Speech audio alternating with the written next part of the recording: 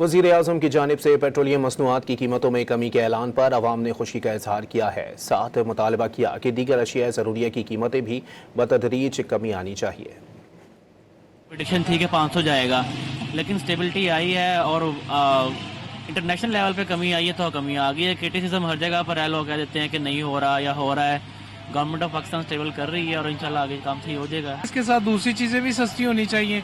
मुल्क में ये जो किराया वगैरह लेते हैं अड्डों पे, रिक्शे वाले, इन सब पे असर पड़ना चाहिए, चीज़ों पे भी असर पड़ना चाहिए। अच्छी बात है। वैसे भी अब हमने सुना है कि जंग रुक गई है, मुआहदा हो गया है, तो अच्छी बात है, अब सस्ता हो रहा है तो आवाम के लिए रिलीफ है। वज़ीर-ए-आज़म की जानिब से पेट्रोलियम मसनूआत की कीमतों में कमी के ऐलान पर अवाम ने खुशी का इजहार किया है। साथ मुतालबा किया कि दीगर अशिया ज़रूरिया की कीमतें भी बतदरीज कमी आनी चाहिए।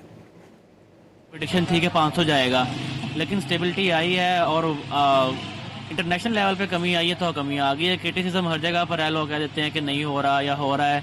गवर्नमेंट ऑफ पाकिस्तान स्टेबल कर रही है और इंशाल्लाह आगे काम सही हो जाएगा। इसके साथ दूसरी चीज़ें भी सस्ती होनी चाहिए।